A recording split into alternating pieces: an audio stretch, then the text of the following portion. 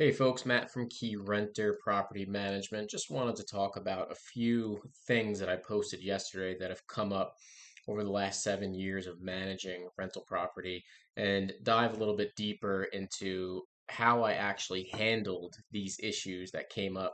Number one being dog bites.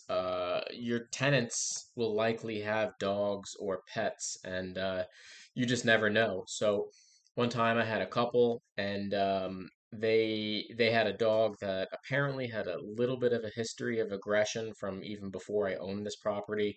Their dog bit a neighboring tenant.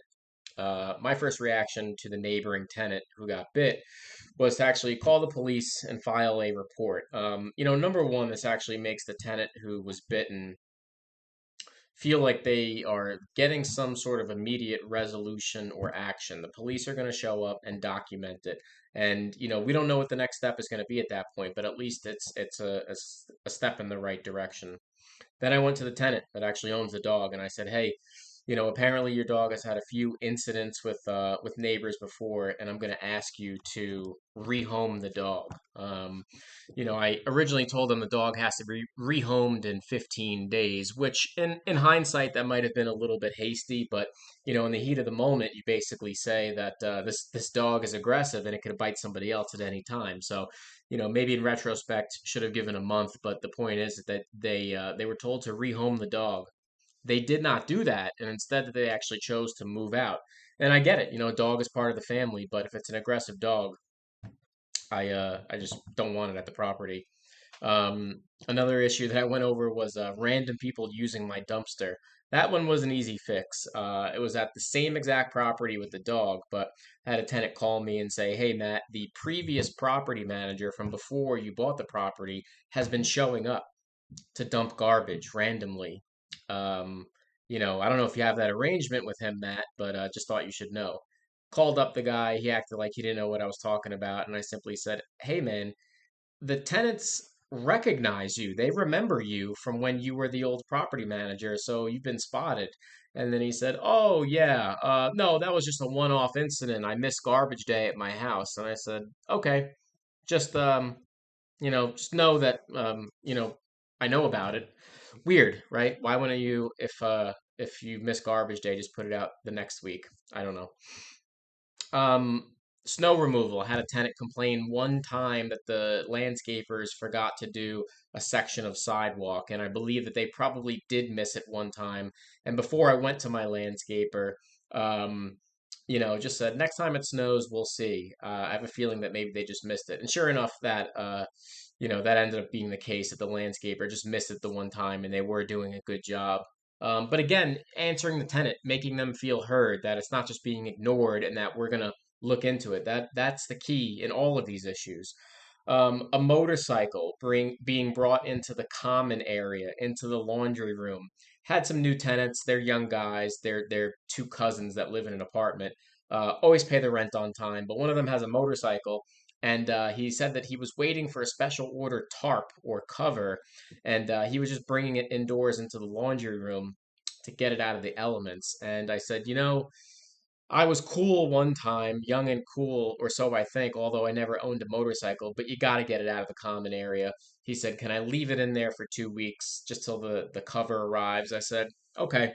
I said, "You can leave it in there for 2 weeks." Definitely a weird one, but again, you have to act on it because the other tenants are saying, "Hey, there's a motorcycle in there." So I simply said to the other tenants, "Hey, I allowed him to take about 2 weeks till he gets a cover. It's an expensive motorcycle."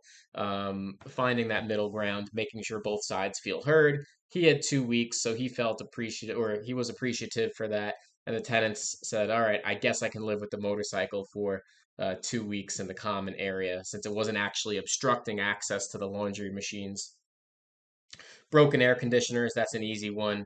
Had the tenants in June say, "Hey, we're turning on the air conditioner," doesn't even fire up. Have the handyman over there within a day or so. Pull out the old AC, pop in a new one. That one's pretty easy. Payment systems. When I take over some of these properties, whether it's from a self-managing landlord or my own rentals, a lot of the tenants are paying Zelle, Venmo, cash, checks, just not the way that you want to do it. It's very informal and reliant on schedules matching up. My schedule to meet them, or if they want to send it in the mail and it's a little bit late, whether you do a free system like apartments.com or a more in-depth payment system that handles work orders such as Appfolio, which is what KeyRenter and I use to track payments and work orders, you need to have a system because a free system like apartments.com will remind the tenant and give them a digital receipt on the first of the month that their payment has been made, and they get a paper trail, so to speak, and documentation of that. Duplication of keys, that's really when it comes to either tenant turnover, or if you have a handyman or somebody on staff like I do that you trust enough to hold a set of keys for you and be a key holder for your properties. That's a good idea. New sewer line. Took over a property one time, and after 3 weeks one of the tenants tells me, this is a 4 unit property, that their toilet hasn't flushed in months. I say, how could that be? And they said, well, since the owner was getting ready to list this property, they didn't want to fix it. And now I actually don't know how that wasn't caught during the home inspection. I guess the home inspector just forgot to flush that particular toilet. I guess that's how that happened. Um, I had a plumber check it out. Turns out the sewer line was cracked, but I got lucky. It turned out to be the natural gas company um, cracked the sewer line by accident when they were installing a new gas line. Natural gas company came back and, well, actually, I shouldn't say they came back. The plumber fixed the sewer line, and the natural gas company reimbursed the plumber, so I didn't have to. So got a little bit lucky there. But um, again, from the management side, have to tell the tenant, hey, I'm working on this. I'm going to get it sorted out for you. That's insane that the other owner did not handle this for you. I don't know how you could let somebody live like that and just say, figure out your bathroom situation without a working toilet. Insane. Septic tank backing up, that one's a relatively quick fix. Somebody's toilet's not flushing or gurgling, or water coming out of the laundry drain line is usually a telltale symptom that the cesspool might be full. You could usually get a cesspool company over there same day. Worst case scenario, 24 hours later, pump it out. Um, New fencing around a backyard. Hey, fencing, depending on where you live, it's only good for X amount of years. New fencing, relatively quick fix, but have that done. Have had that done. Um, Apartment flood. Got an email from a tenant. Email, not a phone call. Email from a tenant one night. Hey, just walked in to my apartment and it's flooding. Turns out it was actually from a flash flood. It was rainwater. Um, got my handyman over there because I didn't know at first if it was a broken water heater or something like that. Um, Turns out it was rainwater that was actually pooling up against the foundation of the property. And this is on a property at the time I had only owned for about 4 months. So didn't really know that the grading of the land would be in such bad shape. But that's what it turned out to be. Was able to fix the grate outside, shot vac all the water out of there, dry it out. Turns out it was less than an inch of water, so not a catastrophic event. But since it was rainwater, it's not even an insurance event. You can't even claim, or make an insurance claim for that because it's an outside water event, like a flood that you would think of, from the ocean, but from rainwater. Insurance policies are really usually only going to cover pipe bursting, maybe a water heater or something like that, the property plumbing, property water supply failing, but not external water making its way in. Um, yeah, this was a fun one. Dog poop in the backyard, clearly not having been picked up for months. Had a tenant complain about the backyard because the neighboring tenant clearly wasn't picking up after their dog. Um, got pictures from my landscaper to verify this. He said, "Yup, there's stuff everywhere." Showed it to the tenant upstairs with their dog.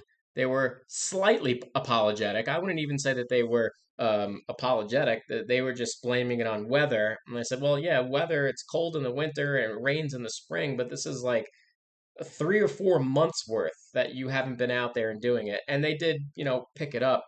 Um, I'm going to stop there, but these are property management issues that come up, and over enough units, over a long enough timeline, whether you're a self-managing landlord or a property management company, such as myself with Key Renter, this is your job to handle these issues. And you know, Key Renter is a company built around handling these issues. So, again, my pitch to you as the investor is while you're working your day job, while you're a doctor, a dentist, a mailman, whatever it is, you might not always be in a position to handle these issues on the spot.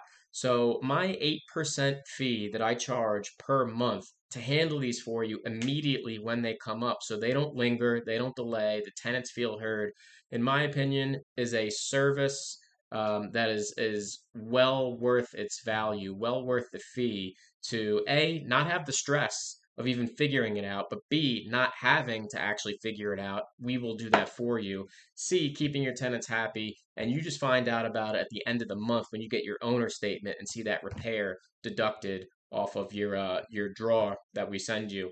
So property management, whether it's with Key Renter or another property management company that's really doing the job well, service that's well worth it.